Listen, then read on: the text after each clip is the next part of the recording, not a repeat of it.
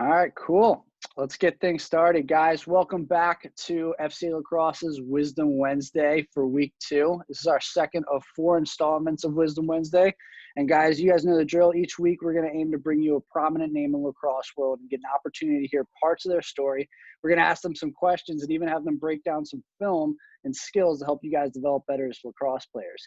And if you guys remember, at the end, we're going to give you guys an opportunity to ask our guests questions of your own.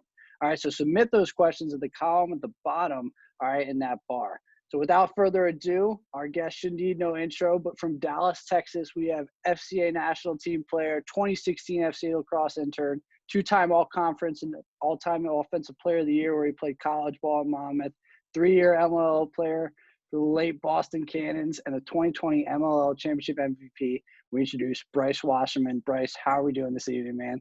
I'm great, Kyle. I appreciate that intro, and it's great to see everyone. Thank you, everyone, for tuning in. Awesome to have you, Bryce. Real quick, we like to get things started off the bat, which is the quick first thing in your head as the season continues. What is you going through your mind right now? Right now, I'm just ready to play, man. It has been the longest off season already, and we are just getting started in this off season. We still have 4 months until training camp. I'm already itching to play, so I'm glad I'm on here talking about lacrosse with you guys. Nice. We love to hear it, man. We're going to get started and get into the questions. We're going to talk about a lot of what's been going on with your life recently, but I want to rewind real quick and go back to sort of the beginning.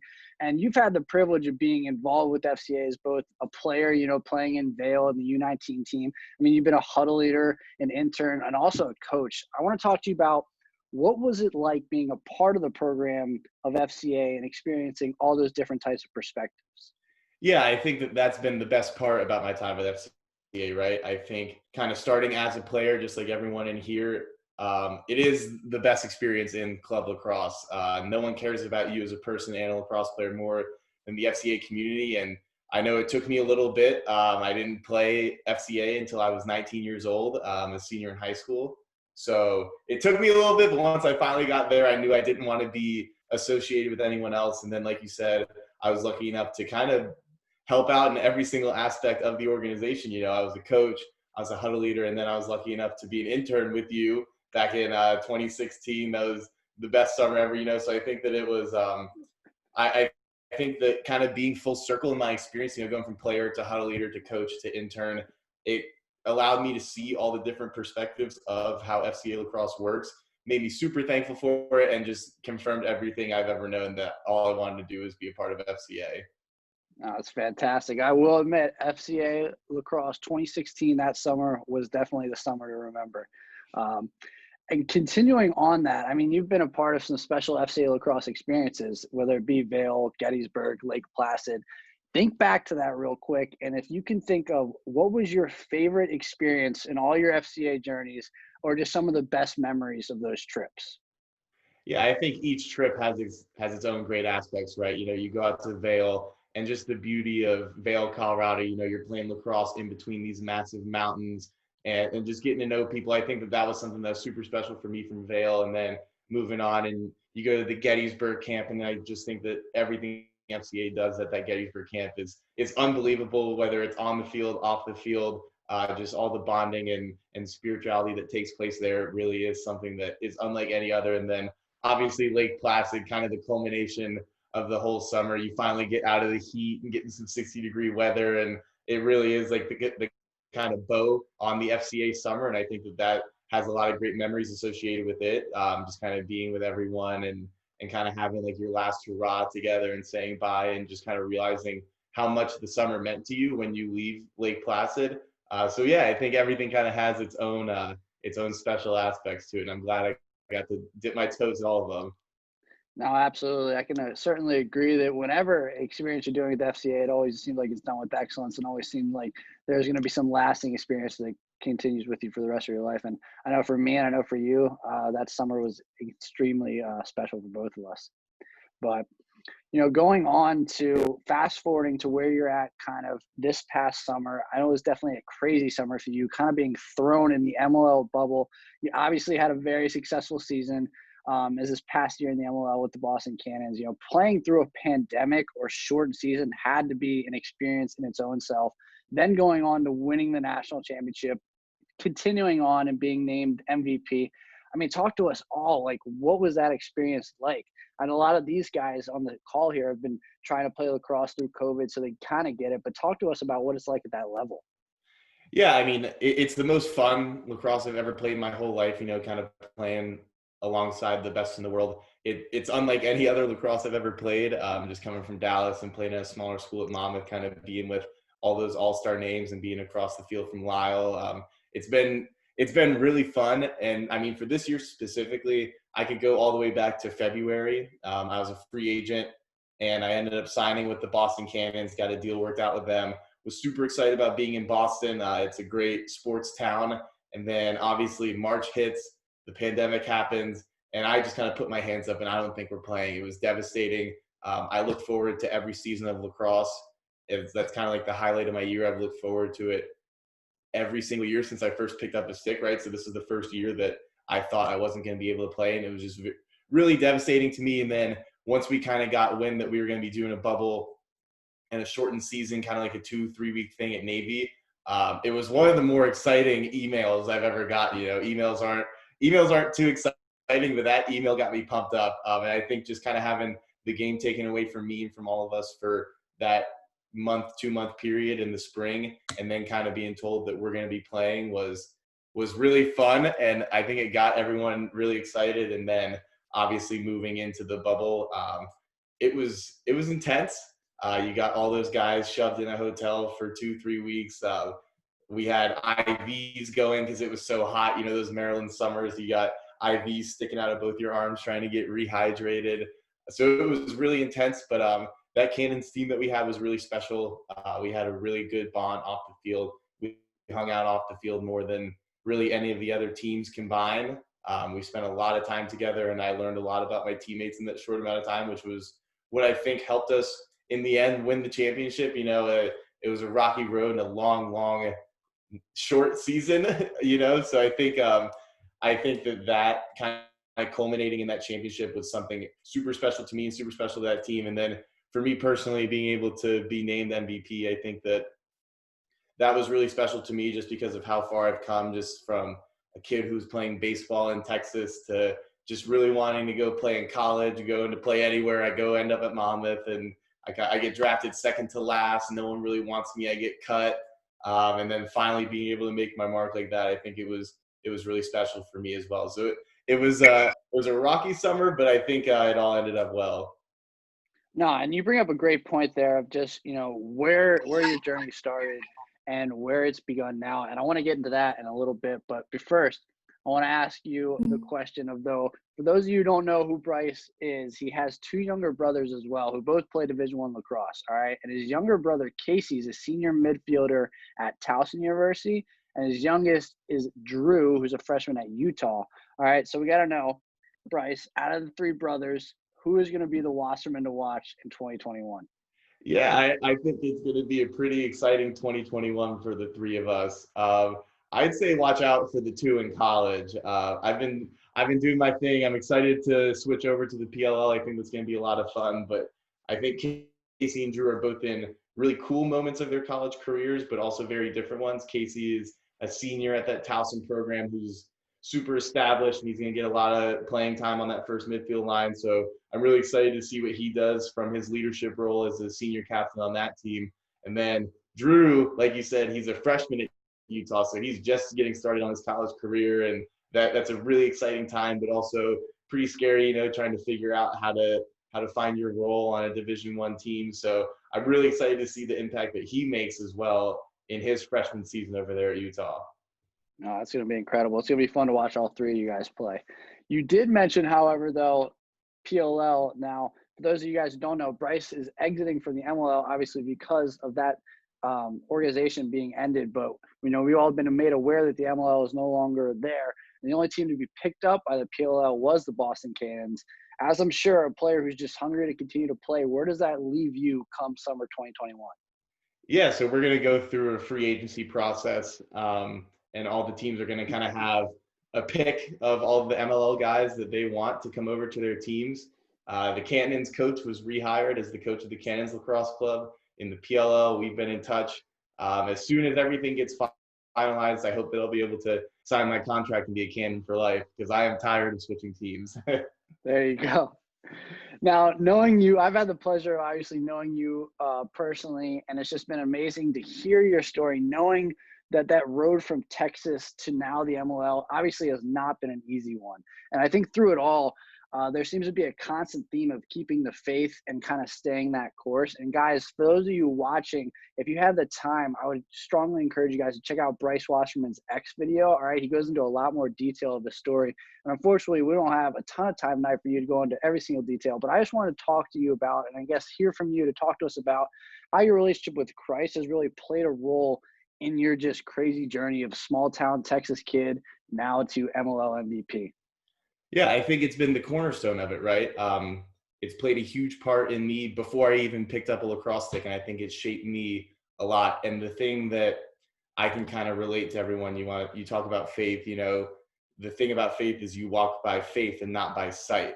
And that's how your relationship with Christ goes. That's how you should live your life, right? So I think that has helped me a lot in my process of maturing and kind of growing into the lacrosse player that I've become, because I think that if you walk by sight and you want all these like affirmations, right? Like every step of the way someone tells you how awesome you are and how great you are and how awesome you're going to be, you probably won't end up where I have ended up, right? So I think that just like your walk with Christ, that you got to walk by faith, I think it's all the same. It applies to lacrosse and it applies to life too. Like I think you just kind of have to put on the horse blinders and just walk straight down your path and trust that it's the path you're supposed to be on, especially when you get to setbacks, not to quit and not to question, but to keep the faith and keep going on your path. I know I've been, like Kyle said, my video on the X will go into a lot more detail, but I've definitely been through the ringer. No one wanted to recruit me. Someone finally recruits me, and I ended up going to Monmouth and had the best 4 years of my life. Get drafted second to last. No one really wanted me. I get cut from the Denver Outlaws before I even play a game. Could have been easy to give up there, but I just kind of kept the faith and kept going down my path, trusting that it was the path that I'm supposed to be on, and finally get my shot. Have a little bit of a cancer scare, and that ended up not being true. So that was definitely awesome, and finally got to play in my first professional game. And then just along the way, just every kind of rocky road that I hit, instead of turning around or questioning or trying to find another path, you just have to kind of trust that you're on the path that you're supposed to be on. I think that that's kind of the advice that I would relay to everyone on this call, is that your path is your path, and it's not this person's or this person's, it's yours. So just to focus on what's in front of you and attack each day like the path, like you're walking your path the way that you're supposed to be on, and not to be deterred by any bad things that happen or any rocky roads that you might hit.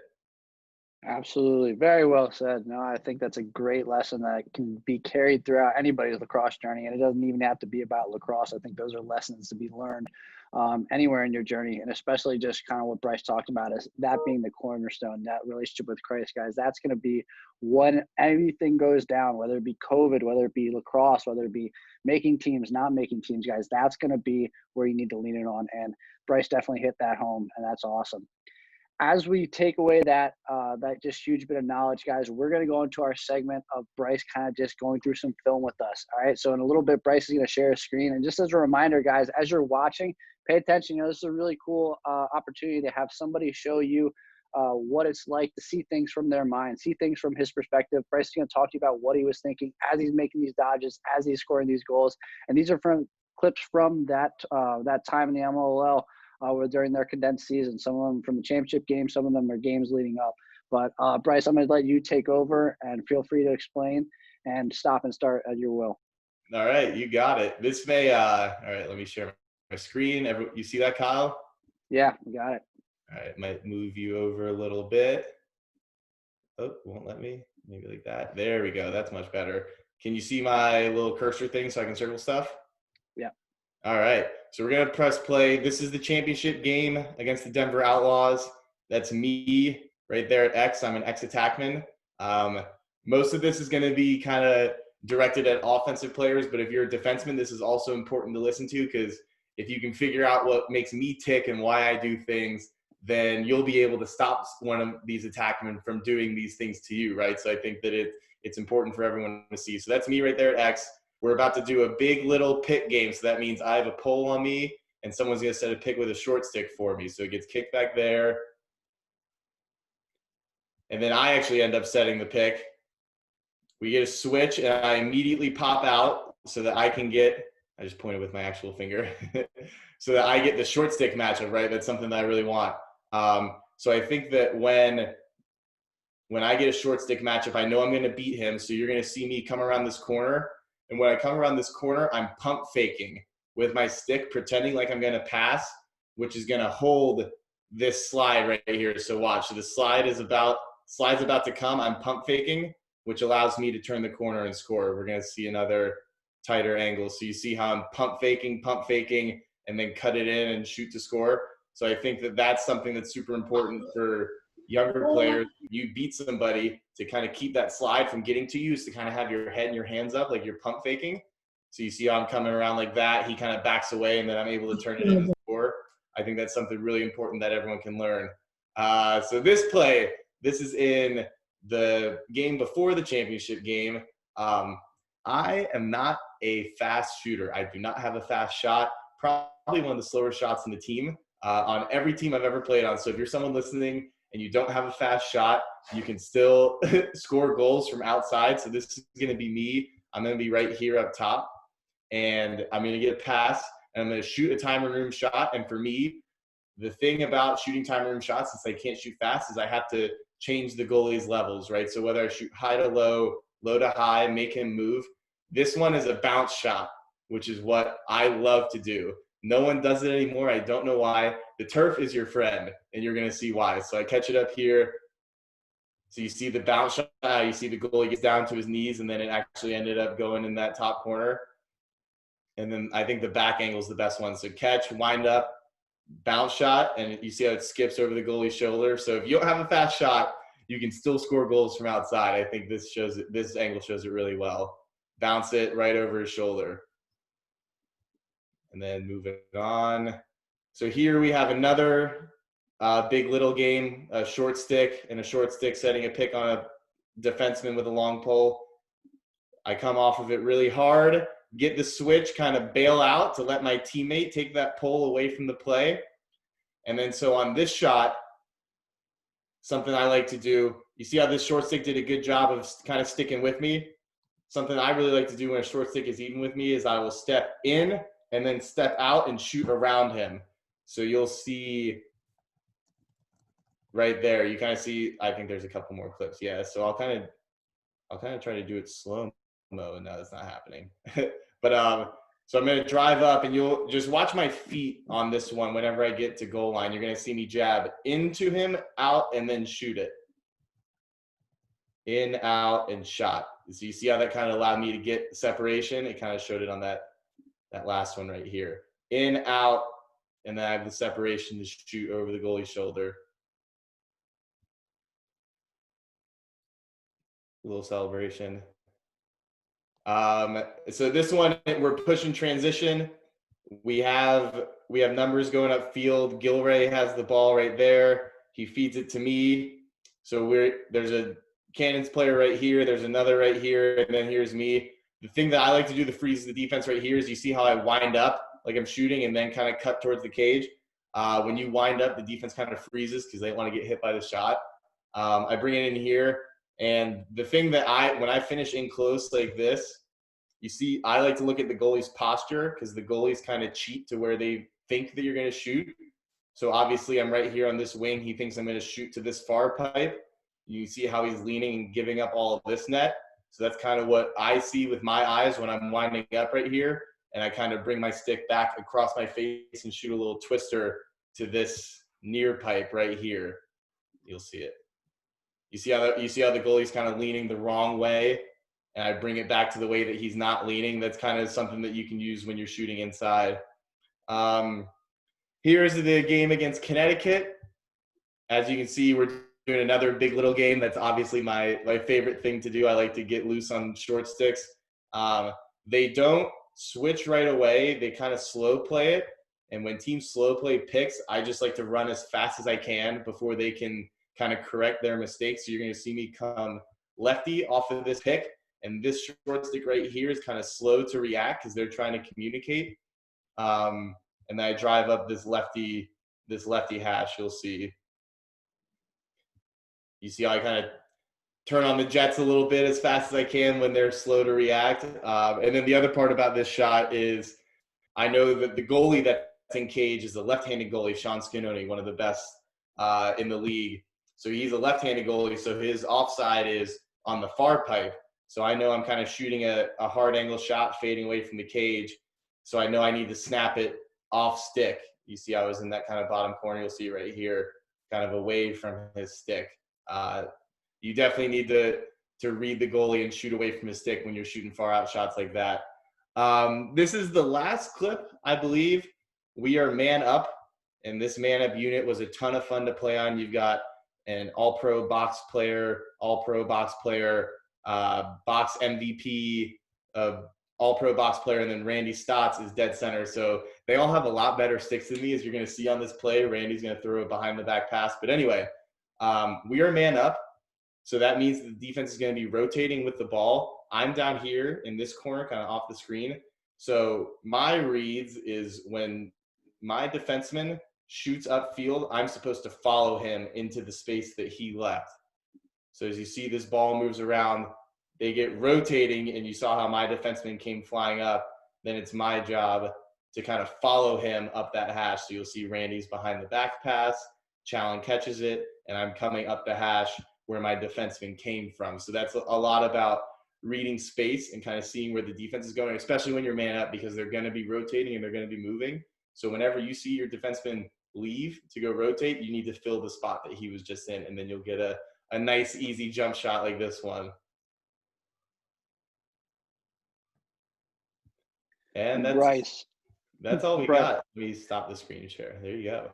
Bryce, I noticed a little bit, a lot of those goals, some of them are coming from the right side, some of them are coming from the left side. If I'm a young player trying to develop my right or my left hand, what is the advantage of having both? Yeah, I mean, the advantage of having both is you're unpredictable, right? I think that it's really easy if you're all right hand to just step up and take away your right hand, and then you kind of have nothing to do. I know for me as a younger player, what helped me with my weak hand, so I'm a natural righty, but I've been able to develop my left hand quite a bit.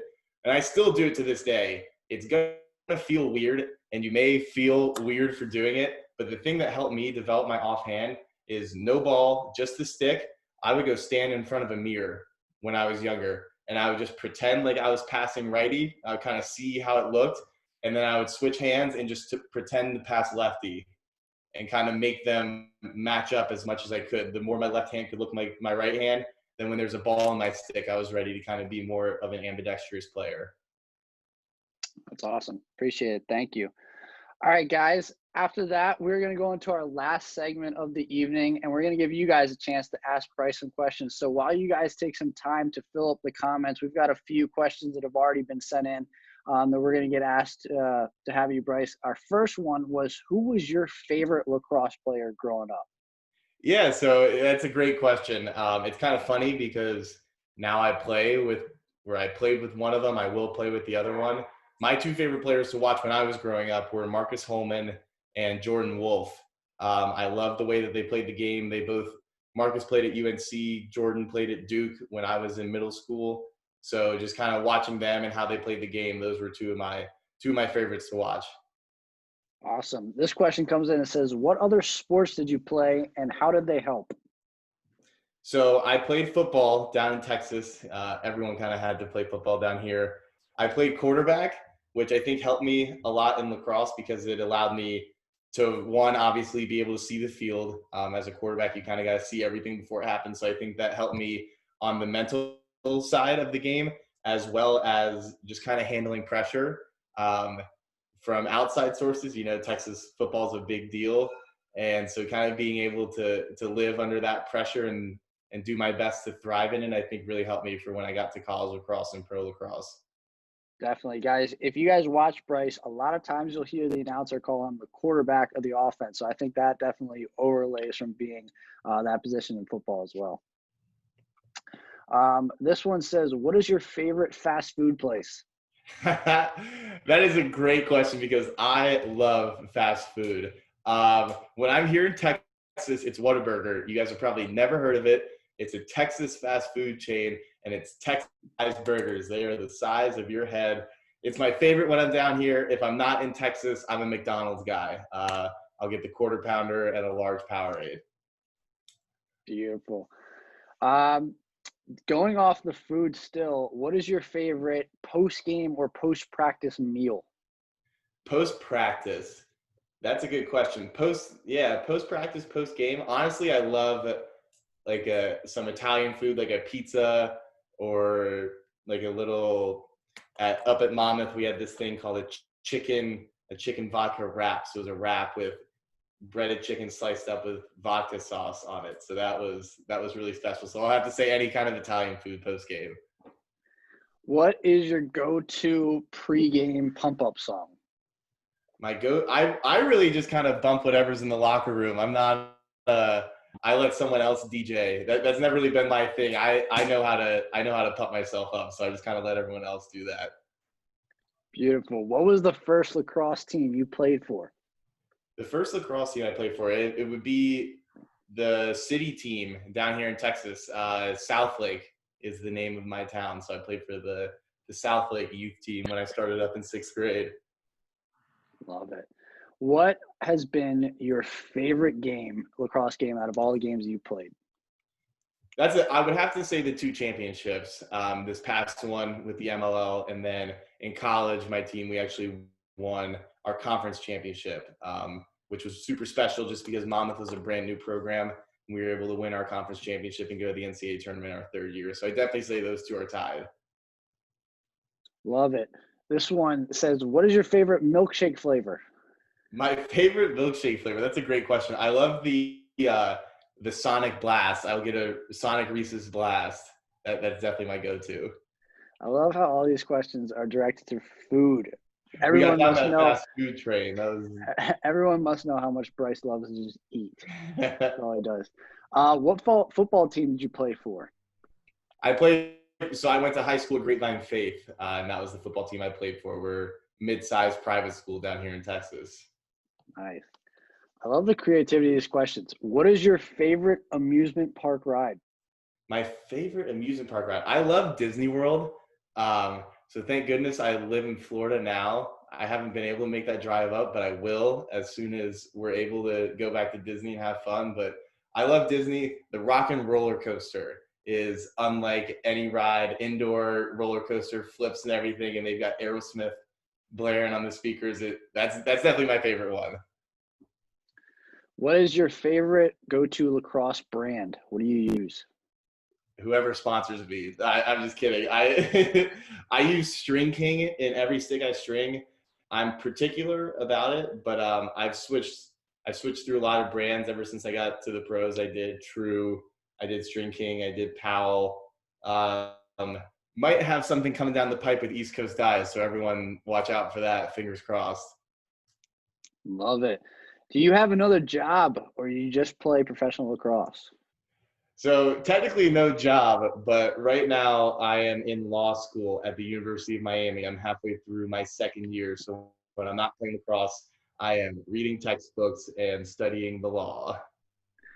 This question, why are you wearing a Titans jersey? Because they're my favorite team, and I know that the Ravens beat us, so I had to rep and make sure that you all knew my favorite team. It's wild being from Texas. It's crazy. I love it. Bryce, through your life, how have you found the balance of doing social life, doing lacrosse? You know, you said you're studying in school, in law school, as well as just maintaining your faith, trying to do all those. How have you found the way to balance all of that? I think the thing that kind of keeps me going is, I don't want to say a fear, but maybe it is a fear, just like a fear of being average. The last thing that I ever want to look back on my life is just to say that I lived it and I was average in everything that I did. So I think that when I kind of wake up every day and kind of go through my to-do list, I think that that's something that I keep at the forefront of my mind is I just never want to be average at anything that I do. And so I think that that's kind of what pushes me just in my daily life. Oh, that's incredible. Guys, I love all the questions coming in. We're gonna give Bryce some time to rest as he gets ready to get prepared for the upcoming season.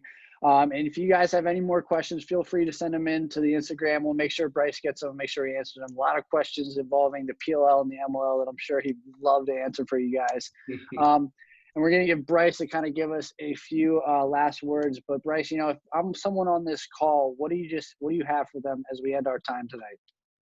I would just say to never waste a day. I think that that's something that my dad instilled in me and all of my brothers. And that's just kind of a mentality that you have to keep. I know it's tough in COVID and you're kind of cooped up in your house.